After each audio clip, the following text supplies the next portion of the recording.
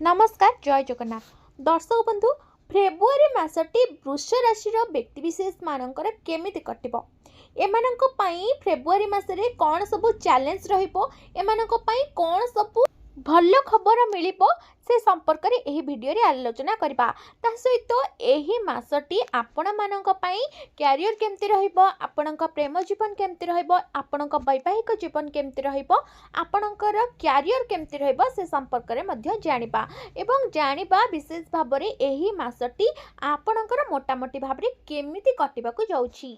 तेबे आसंतु भिडियोटी को आरंभ करिनेबा। भिडियोटी आरंभ करिया पूर्व छोट अनुरोध आपण जदि आम चैनल को नुआ आछन तेबे चैनल को सब्सक्राइब करि पाखर थिबा बेल आइकन को प्रेस करि दियंतु।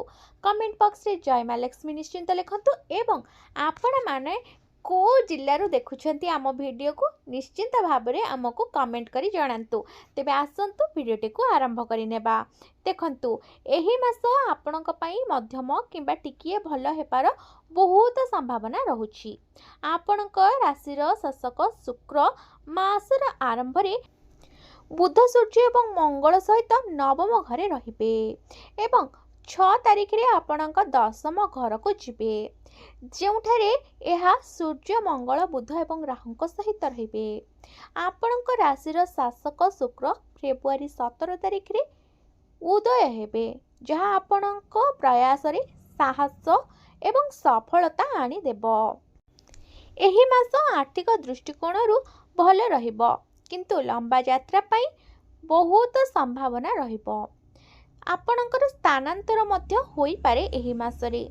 जदि आपण चाकरी परिवर्तन विषय रे चिंता करूछंती तेबे आपणकर सफलतार संभावना बहुत रहिबो किंतु चाकरी रे थिबा लोकंकु सेमानक काम प्रति अधिक ध्यान देबा को पड़िबो अन्यथा समस्या होई पारे आपण मानकर किछि। व्यवसायी माने व्यावसायिक यात्रार लाभ पाइबे एवं आपण मानकर काम प्रति जेते अधिक ध्यान देबे सेते आपणको एही मासरे सफलता मिलिबो। एही मासटी वृष राशिर व्यक्तिविशेष मानकर प्रेम जीवन खूब भल रहिबो। आपणको प्रियजनक सहित एक लंबा यात्रा आरंभ करि पारंती। आपण माने विवाहित दंपति माने मासर आरंभ टिके अस्थिर रही पारंती। द्वंद्व वृद्धि पाइबो किंतु मासर शेष भाग अपेक्षाकृत अनुकूल हेबो। पारिवारिक जीवन रे उत्थान पतन लागी रही पारे। छात्र माने कठिन परिश्रम सहित सेमानकर प्रतियोगिता रे सफलता होई पारंती। आपणक स्वास्थ्यर किछि जत्न नेबा जरूरी हेबो। फेब्रुआरी मासटी वृष राशिर व्यक्तिविशेष मानकर कैरियर विशेष भाव में केमती रहिबो से संपर्क रे जदि आलोचना करिबा। देखंतु एही मास कैरियर दृष्टिकोण रु मध्यम रहिबो किंतु मासर आरंभ रे राहु दशम घरे रहिबे एवं द्वितीय घरे प्रतिकूल बृहस्पति मध्य एहाकु दृष्टि रखिबे किंतु घरर अधिपति शुक्र मासर आरंभ रे बुध सूर्य एवं मंगलक सहित नवम घरे रहिबे एवं षष्ठ ठारू आपणक दशम घरे प्रवेश करिबे। मासर शेषार्ध सुधा 5टी ग्रह प्रभाव आपणक दशम घरे प्रभाव पकाइबे जहाँ आपणक कैरियर रे उत्थान पतन आनी पारे। जेतेबेले आपणक काम उत्कृष्ट हेबो अन्य समय रे एहा मध्य त्रुटिपूर्ण टिकिए होई जाई पारे। आपणकर जेतेबेले भल हेउथबा काम सेही समय रे किछि बिगिड़ी मध्य जाई पारे सेति प्रति आपण ध्यान देबा आवश्यक। आपण माने अत्यधिक आत्मविश्वासी होई पारंती एवं अन्य मानक द्वारा प्रभावित होई किछि भूल करि पारंती तेणु आपणको सतर्क रहिबा को पड़िबो एवं भूल को एड़ेबा को आपणको चेष्टा करिबा को पड़िबो। आपणकर उच्चपदस्थ अधिकारी माने आपणको काम को कड़ा नजर रखिबे किंतु आपणको भल काम सेमानक दृष्टि रे आपणकर गुरुत्व वृद्धि करिबो जहाँ आपणको लाभदायक हेबो। मासर प्रथमार्ध रे आपणको चाकरी परिवर्तन मिली पारे। जदि आपण चाकरी परिवर्तन खोजुछंती तेबे एही मासरे आपणको सफलता मिली पारे। जदि आपण स्थानांतर पई आवेदन करिछंती तेबे आपणको एहा मध्य मिली पारे। व्यवसायी माने व्यावसायिक यात्रा रु लाभ पाइबे। सप्तम घरर कर्ता मंगल ग्रह ମାସର ଆରମ୍ଭରେ ଆପଣଙ୍କ ନବମ ଘରେ ଏବଂ 23 ତାରିଖରୁ ଆପଣଙ୍କ ଦଶମ ଘରେ ରହିବେ, ଯାହା ବ୍ୟବସାୟରେ ଭଲ ପ୍ରଗତି ବୃଦ୍ଧି କରିପାରେ। ଫେବୃଆରୀ ମାସଟି ବୃଷ ରାଶିର ବ୍ୟକ୍ତିବିଶେଷମାନଙ୍କର ଆର୍ଥିକ ସ୍ଥିତି କେମିତି ରହିବ ସେ ସମ୍ପର୍କରେ ଯଦି ଆଲୋଚନା କରିବା, ଦେଖନ୍ତୁ ଆପଣଙ୍କର ଆର୍ଥିକ ସ୍ଥିତି ବିଷୟରେ 2026 ମସିହା ଫେବୃଆରୀ ମାସ ରାଶିଫଳ ଅନୁଯାୟୀ ଆର୍ଥିକ ସ୍ଥିରତା ଅନୁଭବ କରିପାରିବେ ଆପଣ। ଦ୍ୱିତୀୟ ଘରେ ବୃହସ୍ପତିଙ୍କର ପଛକୁ ଯିବା ଆପଣଙ୍କୁ ଧନ ସଂଗ୍ରହ କରିବାରେ ସାହାଯ୍ୟ କରିବ।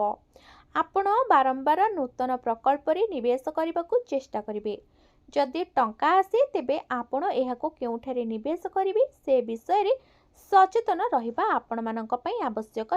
ଆପଣଙ୍କ ପରିବାରର ମୋଟ ପାରିବାରିକ ଆୟ ମଧ୍ୟ ବୃଦ୍ଧି ପାଇବ। ଆପଣଙ୍କର ଆର୍ଥିକ ସ୍ଥିତିରେ ମଧ୍ୟ ଉନ୍ନତି ହେବ। ଶନି ମାସ ସାରା ଏକାଦଶ ଘରେ ରହିବେ, ଆପଣଙ୍କର ଖର୍ଚ୍ଚ ହ୍ରାସ କରିବେ ଏବଂ ଆପଣଙ୍କ ଆୟରେ ସ୍ଥିର ବୃଦ୍ଧି ସୁନିଶ୍ଚିତ କରିବେ। ସୂର୍ଯ୍ୟ, ମଙ୍ଗଳ, ବୁଧ ଏବଂ ଶୁକ୍ର ମାସର ଆରମ୍ଭରେ ନବମ ଘରେ ରହିବେ ଏବଂ ତାପରେ ଦଶମ ଘରେ ରହିବେ, ଯାହା ଆପଣଙ୍କୁ କାମରେ କିଛି ନୂତନ ଚେଷ୍ଟା କରିବାକୁ ଉତ୍ସାହିତ କରିପାରେ। ସ୍ୱାସ୍ଥ୍ୟ କେମିତି ରହିବ ଫେବୃଆରୀ ମାସଟି ବୃଷ ରାଶିର ବ୍ୟକ୍ତିବିଶେଷମାନଙ୍କର? ଦେଖନ୍ତୁ, ସ୍ୱାସ୍ଥ୍ୟ ଦୃଷ୍ଟିକୋଣରୁ ଏହି ମାସ ଏକ ଗୁରୁତ୍ୱପୂର୍ଣ୍ଣ ମାସ ହେବ ଆପଣମାନଙ୍କ ପାଇଁ। ଆପଣଙ୍କ ରାଶିର ଶାସକ ଶୁକ୍ର ମାସର ଅଧିକାଂଶ ସମୟ ପାଇଁ ଅସ୍ତଗାମୀ ସ୍ଥାନରେ ରହିବେ, ଯାହା ଆପଣଙ୍କ ସ୍ୱାସ୍ଥ୍ୟକୁ ପ୍ରଭାବିତ କରିବ। ତଥାପି 17 ତାରିଖରୁ ଆପଣଙ୍କ ରାଶିର ଲଗ୍ନ ସହିତ ଆପଣ ଆପଣଙ୍କ ସ୍ୱାସ୍ଥ୍ୟରେ ଉନ୍ନତି ଦେଖିପାରିବେ। ଶୁକ୍ର, ବୁଧ, ସୂର୍ଯ୍ୟ, ମଙ୍ଗଳ ଏବଂ ରାହୁଙ୍କର ପ୍ରଭାବରେ 6 ତାରିଖରୁ ବୃହସ୍ପତିଙ୍କ ପ୍ରଭାବରେ ଆପଣଙ୍କ ସ୍ୱାସ୍ଥ୍ୟରେ ପରିବର୍ତ୍ତନ ହେବ। ପିଠି ଯନ୍ତ୍ରଣା ଏବଂ ଚର୍ମ ସମସ୍ୟା ମଧ୍ୟ ଆପଣଙ୍କୁ ହଇରାଣ କରିପାରେ। ବୃଷ ରାଶିର ବ୍ୟକ୍ତିବିଶେଷମାନଙ୍କର ଫେବୃଆରୀ ମାସଟି ପାରିବାରିକ ଜୀବନ କେମିତି ରହିବ? ଏହି ମାସ ପାରିବାରିକ ବିଷୟ ପାଇଁ ମଧ୍ୟମ ରହିବ। କେତୁ ଚତୁର୍ଥ ଘରେ ଏବଂ ରାହୁ ଦଶମ ଘରେ ରହିବେ, ଯାହାଫଳରେ ପାରିବାରିକ ସମ୍ପର୍କରେ ସମନ୍ୱୟ ଅଭାବ ଦେଖାଦେଇପାରେ। ପ୍ରତିଗାମୀ ବୃହସ୍ପତି ଦ୍ୱିତୀୟ ଘରେ ଉପସ୍ଥିତ ରହିବେ, ପରିବାର ମଧ୍ୟରେ ପ୍ରେମ ଏବଂ ଘନିଷ୍ଠତା ବଜାୟ ରଖିବେ। ଦ୍ୱିତୀୟ ଘରର କର୍ତ୍ତା ବୁଧ ନବମ ଘରେ ରହିବେ ଏବଂ ଶୁକ୍ର, ସୂର୍ଯ୍ୟ, ମଙ୍ଗଳଙ୍କ ସହିତ ରହିବେ। ପରିବାରର ସଦସ୍ୟମାନେ କୌଣସି ପ୍ରସଙ୍ଗରେ ଆପଣଙ୍କ ପିତାଙ୍କ ଉପରେ ବିରକ୍ତ ହୋଇପାରନ୍ତି ଏବଂ ପରିବାର ମଧ୍ୟରେ ସମସ୍ୟା ଏବଂ ସାମାନ୍ୟ ମତଭେଦ ଦେଖାଦେଇପାରେ। ତଥାପି ଶୁଭ ଗ୍ରହର ପ୍ରଭାବ ମଧ୍ୟ ପଡ଼ିବ। ପରିବାରର ମହିଳା ସଦସ୍ୟଙ୍କ ମଧ୍ୟରେ ଉତ୍ତେଜନା ହ୍ରାସ ପାଇବ, ପ୍ରେମ ବୃଦ୍ଧି ପାଇବ ଏବଂ ସେମାନଙ୍କ ମଧ୍ୟରୁ ଗୋଟିଏ କାରଣରୁ ଘରକୁ ଶାନ୍ତି ଏବଂ ଖୁସି ଫେରିଆସିବ।